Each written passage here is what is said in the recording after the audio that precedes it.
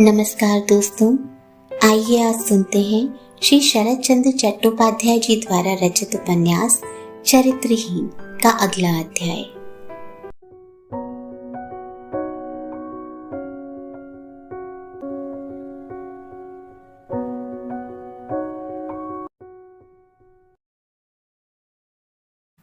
दस से ज्यादा बज गए थे। किसी प्रकार स्नान पूजा इत्यादि कृत्य समाप्त कर दिवाकर रसोई घर के सामने जा खड़ा हुआ और आवाज दी, महाराज जल्दी से खाना परोस दीजिए, बड़ी देर हो गई है। दिवाकर की आवाज सुनकर पास के भंडार से बड़ी ममेरी बहन महेश्वरी ने बाहर आकर कहा, अरे देवू, मैं तो तेरे लिए ही प्रतीक्षा कर रही थी। एक बार ऊपर जाकर जरा ठाकुर की पूजा तो कर दे, वहां सब तैयारी कर दी है। मेरे अच्छे भैया, जाओ तो। माहेश्वरी इस घर की पुरखिन तथा गृहिणी है। 4 वर्ष से विधवा हो बाप के घर रहती है। दिवाकर स्तंभित रह गया। क्षण भर चुप रहकर बोला, मैं न कर सकूंगा दीदी, वैसा करने पर मेरे कॉलेज का पहला घंटा आज भी खराब हो जाएगा। माहेश्वरी हंसकर बोली, तेरा पहला घंटा नष्ट हो जाने के भय से क्या ठाकुर की पूजा ना होगी रे? दिवाकर ने पूछा, भट्टाचार्य महाशय कहाँ हैं? उनको क्या हुआ? माहेश्वरी ने कहा, वह तो पिता के साथ चौसर खेलने बैठे हैं। वह कब उठेंगे इसका कोई ठिकाना है? दिवाकर ने कहा, दीदी मंझले भैया से कहो ना, आज उनकी कचहरी बंद है। माहेश्वरी बोली, धीरेन की तबीयत कल से ही अच्छी नहीं है। वह स्नान नहीं करेगा, तब पूजा कैसे करेगा? तब छोटे भैया से कहो, वह 12 के बाद अदालत जाते हैं, अभी उनको जाने में काफी देर है। महेश्वरी विरक्त होकर बोली, तो यह सब क्या तर्क करता है देवा? उसका कोई ठिकाना नहीं। कल रात उपेंद्र थिएटर देखने गया था, अभी तक सोकर उठा नहीं है। इतना दिन चढ़ गया, मुंह भी नहीं धोया, चाय भी नहीं पी। रात में जगने के कारण भला उसका शरीर अच्छा होगा? इसके अलावा उसने किसी दिन पूजा की है जो आज ही पूजा करने जाएगा? उधर महाराज खाना देने में इधर उधर कर रहा था। दिवाकर ने कहा, किसी न किसी काम से एक न एक विघ्न रोज ऐसा आ जाता है कि हमारी पढ़ाई का पहला घंटा खराब हो जाता है। मैं परीक्षा कैसे दूंगा? माहेश्वरी क्रोध से भरती जा रही थी। बोली, परीक्षा न देने पर तो काम चल सकता है, किंतु ठाकुर की पूजा हुए बिना काम नहीं चल सकता। खड़े होकर तुम्हारे साथ बहस करने का समय मेरे पास नहीं है, और भी काम है। महाराज ने पुकार कर कहा, देवा बाबू, मैं खाना लिए खड़ा हूं, आइए ना जल्दी। माहेश्वरी उस पर बिगड़ पड़ी, महाराज तुम्हें कोई अक्ल नहीं है? मैं उसे पूजा करने भेज रही हूँ और तुम अपनी ही हाँक लगाए जा रहे हो। भोजन उठा लो, पूजा करके आने पर देना। इतना कहकर वह भंडार घर में चली गई। दिवाकर कुछ देर तक स्तब्ध खड़ा रहा, फिर धीरे धीरे ऊपर चला गया। वहां पूजा की सब सामग्री रखी थी। घर में ही नारायण की मूर्ति थी। उनकी नित्य पूजा के लिए एक पुरोहित नियुक्त था। वह इसी घर में था, किंतु मालिक शिव प्रसाद की तरह उसे भी चौसर खेलने का बड़ा शौक था। शिव प्रसाद ने कुछ ही दिन हुए सरकारी नौकरी से पेंशन ले ली थी और अपने घर आकर रह रहे थे। सुबह चाय पान के बाद पुरोहित महाशय को पुकारा जाता था। भूतो, जरा एक बार भट्टाचार्य महाशय को तो पुकार, जरा एक बाजी हो तो जाए। बाद में एक बाजी 2 बाजी में बदल जाती और दिन चढ़ जाता। पुरोहित को पूजा करने का अवसर ही ना मिलता। इससे पहले पूजा के लिए ताकीद करके महेश्वरी नौकर भेजती, किंतु उठता हूँ कहने पर भी उठना होता नहीं था। पूजा का समय बीत जाता, किसी को ख्याल ही ना होता। अब तो पिता की तबीयत ठीक नहीं रहती, इसलिए खेल में ही मन लगा रहे, इस विचार से महेश्वरी अब पुरोहित को बुलाती ही नहीं।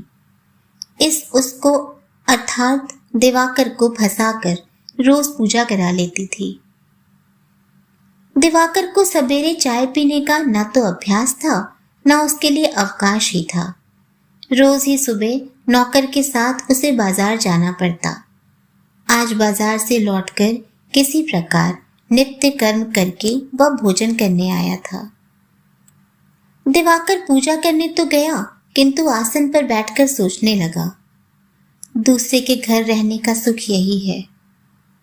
यद्यपि होश संभालने के साथ ही वह इस पराये घर में रहता आ रहा है और इसके अनेक कष्ट सहने की आदत भी उसे पड़ गई है, किंतु मनुष्य की जो चीज किसी भी दुख से नहीं मरती, वह भविष्य की आशा आज चोट खाकर उसके हृदय के अंदर सिर उठाकर खड़ी हो गई। गुस्से के मारे उसका सारा शरीर भुका जा रहा था। उसने सिंहासन के ऊपर से ठाकुर जी को उठा लिया और ताम्रकुंड में फेंक दिया। फिर बिना मंत्र पढ़े ही उन पर जल डालकर रख दिया। फूल रखे, तुलसी पत्र चढ़ाए, घंटा बजाया, मतलब सब काम अभ्यास के अनुसार होने लगा। किंतु विद्वेष की ज्वाला में जलती हुई जिह्वा से एक भी मंत्र नहीं निकला। इस प्रकार पूजा का तमाशा पूरा करके जब वह उठ खड़ा हुआ, तब उसके मन में आया कि यह तो बिल्कुल पूजा हुई ही नहीं। फिर से उसे बैठकर पूजा करनी चाहिए या नहीं, ऐसी दुविधा भी एक बार उसके मन में उठी। किंतु उसी के साथ याद आया कि उसके कॉलेज का पहला घंटा समाप्त ही होने वाला है। इसलिए वह और किसी तरफ ना देख सीढ़ी से नीचे उतर गया।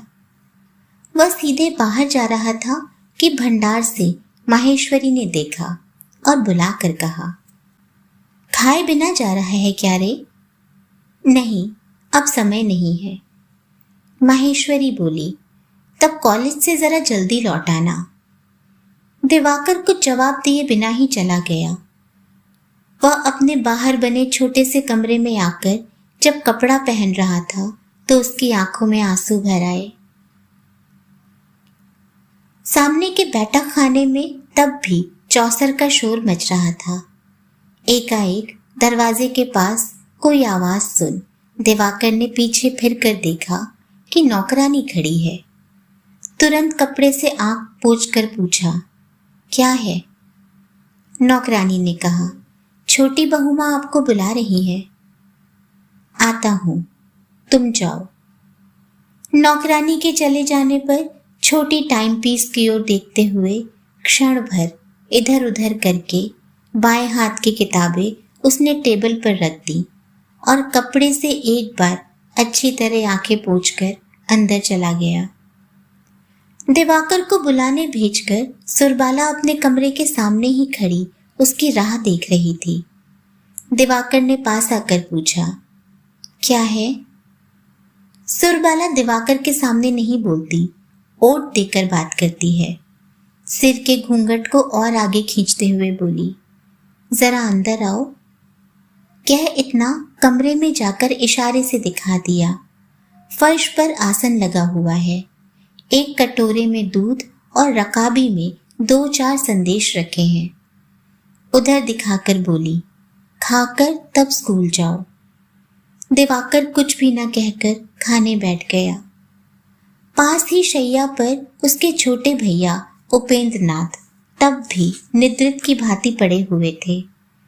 दिवाकर के खा पीकर चले जाते ही सिर उठाकर पत्नी को बुलाया और कहा, यह फिर क्या हुआ? सुरबाला खाने की जगह को धो पोंछ रही थी। उसने चौंक कर पूछा, क्या तुम जग रहे थे? 2 घंटे से। क्या 11 बजे तक भी कोई आदमी सो सकता है? सुरबाला ने हंसकर कहा, तुम सब कर सकते हो। ऐसा ना होता तो क्या कोई आदमी 11 बजे तक इस तरह पड़ा रह सकता है? उपेंद्र ने कहा, सब नहीं रह सकते, किंतु मैं रह सकता हूँ। इसका कारण यह है कि सोए रहने के जैसी अच्छी चीज मैं संसार में दूसरी नहीं देखता। जो भी हो दिवाकर। सुरबाला बोली, देवजी गुस्से में बिना खाए कॉलेज जा रहे थे, इसलिए मैंने उन्हें बुलवा भेजा था।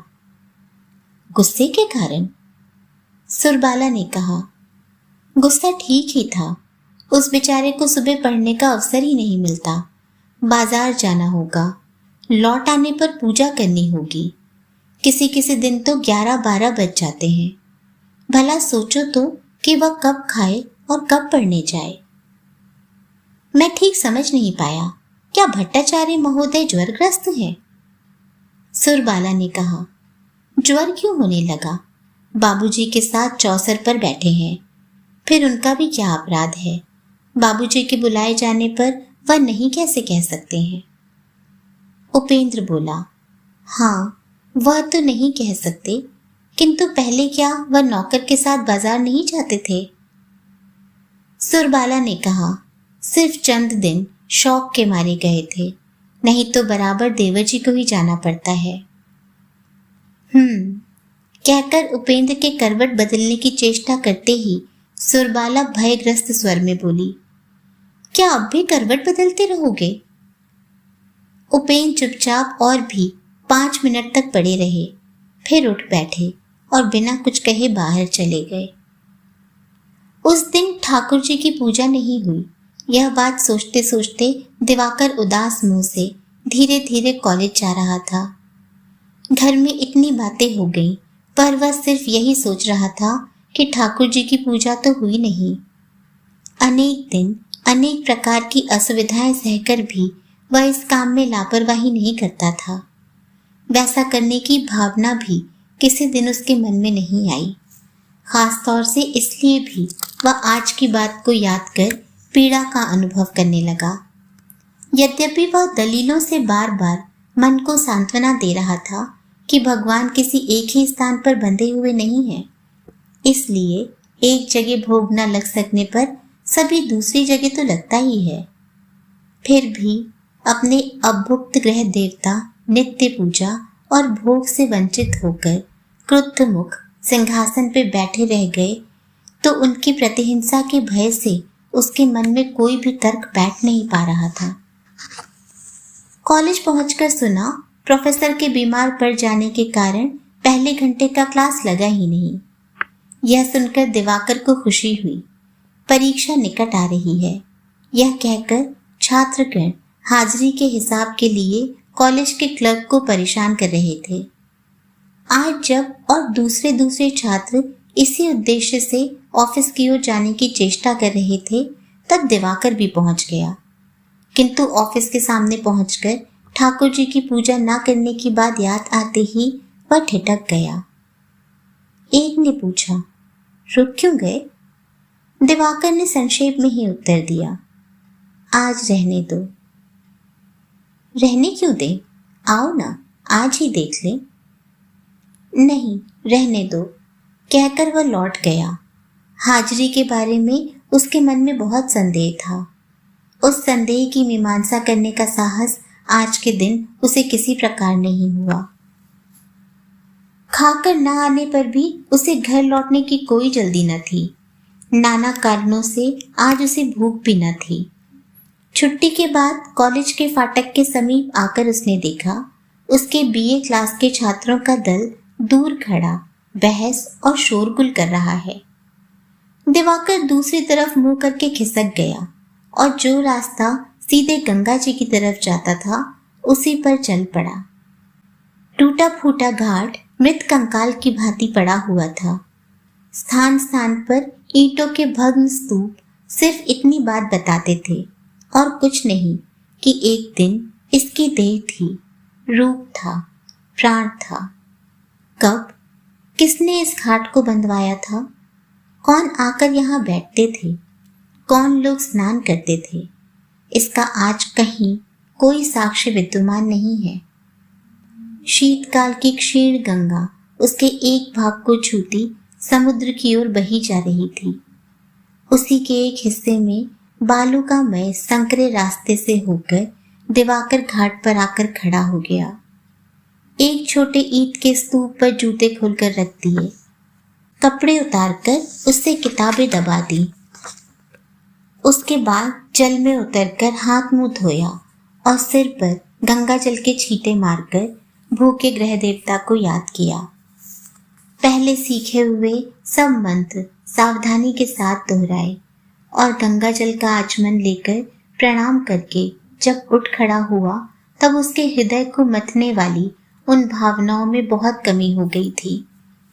कपड़े और जूते पहनकर, किताबें लेकर जब वह वहां से चला गया तब भी दिन शेष था। तब भी हिंदुस्तानी स्त्रियां घाट के एकांत में बैठकर सिर को मिट्टी से धो रही थीं। सुरबाला के पिता ने ठेकेदारी के काम में विपुल धन कमाया था। अब वह बक्सर में मकान बंधवाकर रह रहे थे। उनकी 2 लड़कियां थीं, सुरबाला बड़ी, शची छोटी। अभी तक उसका विवाह नहीं हुआ था। वह बाप के घर बक्सर में ही थी। बाप के घर में सुरबाला के बुलाने का नाम था पशुराज। यह नाम रखा था उसके बाबा ने। मोहल्ले के कुत्ते, बिल्ली, विलायती चूहे, पशु पक्षी, प्रायः 100 से अधिक जीव उसके आश्रय में पल और फल फूल रहे थे। उनमें से किसी को किसी दिन वह ममतावश विदा नहीं कर पाती थी। अब भी वे शची की छाया में निर्विघ्न है। सुरबाला के नाम का यह हाल माहेश्वरी जानती थी और उसी के द्वारा यहाँ भी उसका यह नाम प्रचलित हो गया था। जो बड़े थे वे संक्षेप में पशु कहकर बुलाते थे। नौकर नौकरानियां भी पशु बहु मालकिन या छोटी बहु मालकिन के नाम से बुलाया करती थी। बहुत रात गए सब काम निपटाकर जब सुरबाला कमरे में आई तो उपेंद्र ने कहा, पशु, तुम्हारे पिताजी ने शची के लिए कोई वर ढूंढने को फिर से ताकीद करते हुए चिट्ठी लिखी है। तुम्हें मालूम है कि शची तुमसे कितनी छोटी है? सुरबाला बोली, वह तो नहीं जानती। मेरे बाद एक भाई हुआ था, किंतु वह बचपन में ही मर गया। उसके बाद की यह शची है, इसलिए मुझसे वह प्रायः 6-7 साल छोटी होगी। इस हिसाब से तो उसकी उम्र 12-13 होगी। तो इससे क्या हुआ? रोगी होने के कारण उसे इतने दिनों से रोक रखा है। मेरे जैसी बढ़ने वाली देह होती तो बड़ी आफत होती। उपेंद्र ने हंसकर कहा, आफत की क्या बात, तुम्हारे बाप के पास पैसे की कमी तो है नहीं। उस चीज मुद्रा के होने पर और सब चीजें सुलभ हो जाती हैं। तुम्हारी बात मैंने जैसी शीघ्रता की थी वैसी शीघ्रता करने वाले लोग संसार में कम नहीं है। सुरबाला बोल उठी, तुम क्या पिताजी का धन देख कर आए थे? ना कहने से तुम्हारे मन में मेरी प्रतिष्ठा बढ़ जाएगी, किंतु झूठी बात कैसे कहूं? किंतु तुम्हारी बात झूठी है। झूठी कैसे? झूठी है इसलिए झूठी है। तुम कभी कभी ऐसा कह तो बैठते हो, किंतु तुम पिताजी के धन पर हरगिज नहीं गए थे। पिताजी के पास मुद्रा होती या ना होती, तुम्हें तो जाना ही था। मैं जिस भी स्थान पर, जिस भी घर में पैदा होती, मुझे लाने के लिए तुम्हें वहीं जाना पड़ता। समझते हो? उपेंद्र गंभीर भाव धारण करके बोले, कुछ कुछ समझ रहा हूं, किंतु मान लो तुम कायस्थ के घर जन्मती तो? सुरबाला ने खिलखिलाकर हंसते हुए कहा, तुम्हें हो क्या गया है? भला ब्राह्मण के घर की लड़की कभी कायस्थ के घर जन्म ले सकती है? इसी बुद्धि से वकालत करते हो? उपेंद्र और भी ज्यादा गंभीर होकर बोले, यही तो बात है, तभी तो वकालत नहीं चलती। सुरबाला ने अपनी बात पर व्यथित होकर तुरंत सांत्वना भरे स्वर में कहा, क्यों नहीं चलेगी? खूब चलेगी। बस इतना ही तो होगा कि कुछ देर होगी, किंतु मैं कहती हूँ तुम्हें इसकी जरूरत ही क्या है? फिर हंसकर बोली, 12 बजे से 4 बजे तक मेरे सामने हाजिर रहा करो तो मैं तुम्हें 500 रुपये महीना दे सकती हूँ। पिताजी मुझे हर माह 250 भेजते हैं, 250 और मंगवा लिया करूंगी। उपेंद्र ने कहा, वह तो हुआ, किंतु यह तो बताओ मुझे करना क्या होगा? क्या 12 बजे से लेकर 4 बजे तक तुम्हारे सामने खड़ा रहना होगा? सुरबाला ने कहा, हाँ, और जब खड़े ना रह सको तो बैठ भी सकते हो। और बेड बिना रह सकने पर ना हो तो सो। क्यों, क्या कहती हो? सुरबाला ने होठ दबाकर मुस्कुराते हुए कहा, नहीं, सो नहीं सकोगे। बैठ ना सकने पर फिर खड़ा होना होगा। हाकिम के सामने बेअदबी करने पर तुम पर जुर्माना लगेगा। जुर्माना ना दे सकने पर बंदी बनकर रहना होगा। 4 बजे के बाद भी बाहर न जा सकोगे, समझे? उपेंद्र ने सिर झुकाकर कहा, समझता हूँ, हाकिम कड़ा है, चाकरी बनी रहे तो गनीमत समझो। सुरबाला ने अपनी कोमल भुजाओं में पति के कंठ को भरते हुए कहा, नहीं जी, हाकिम कड़ा नहीं है, तुम्हारी नौकरी बनी रहेगी। एक दिन परीक्षा लेकर देखो तो। फिर थोड़ी देर में ही अपने को मुक्त करके सुरबाला ने प्रश्न किया, पिताजी की चिट्ठी का जवाब क्या दोगे? उपेंद्र ने कहा, खोजने ढूंढने की जरूरत नहीं, वह स्वयं ही हाजिर हो जाएगा, बस यही जवाब दूंगा। छी, क्या बात करते हो? उनके साथ क्या मजाक चल सकता है?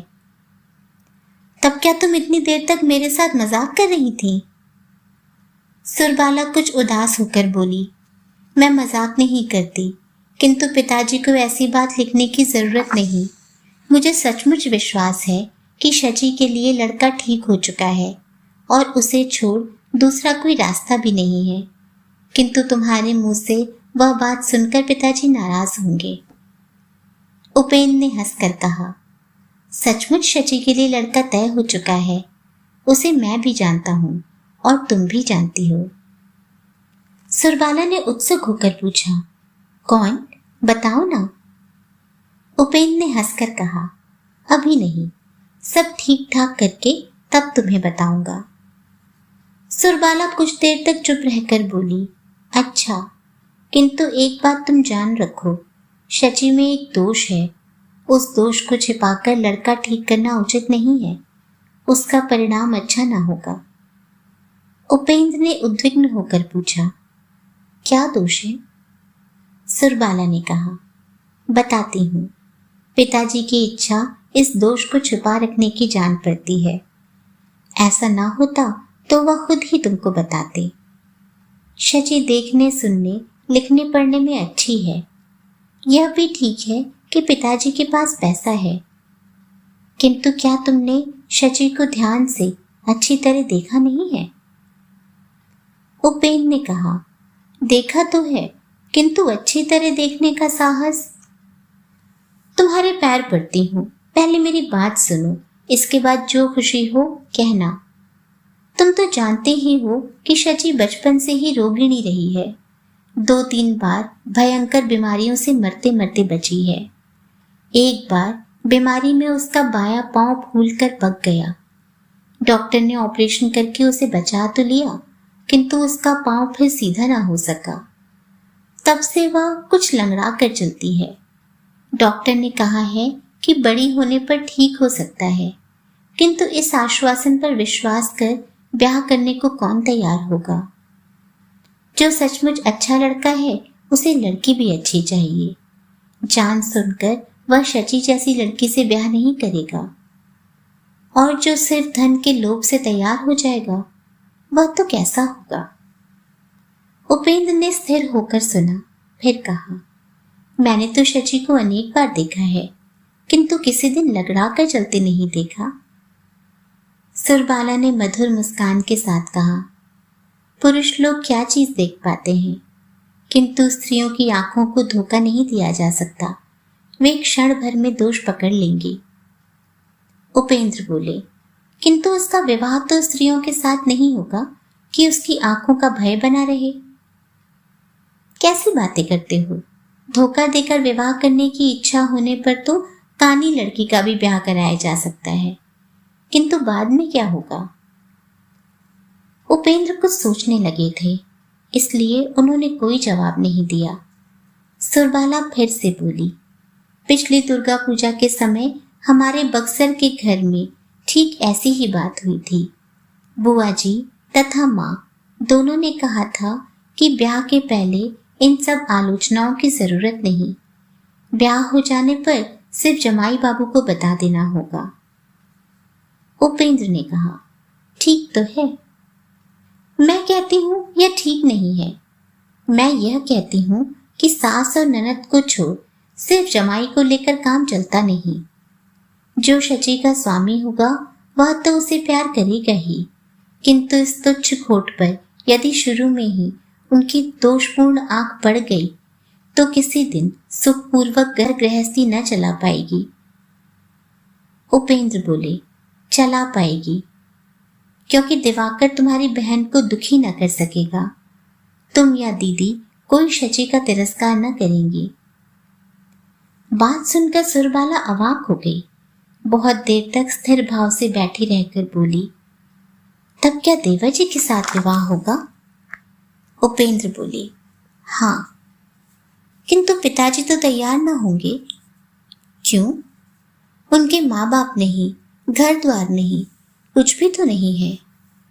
उपेंद्र ने संक्षेप में कहा, सब है, क्योंकि मैं तो हूं। सुरबाला ने कहा, फिर भी पिताजी राजी न होंगे। उपेंद्र कड़े होकर बोले, और तुम भी न होगी, शायद असली बात यही है। सुरबाला चुप हो गई। उपेंद्र थोड़ी देर तक चुप रहने के बाद एकाएक दूसरी तरफ करवट लेकर बड़े ही नीरस स्वर में बोले, अच्छा, रात ज्यादा हो गई है, अब सो जाओ।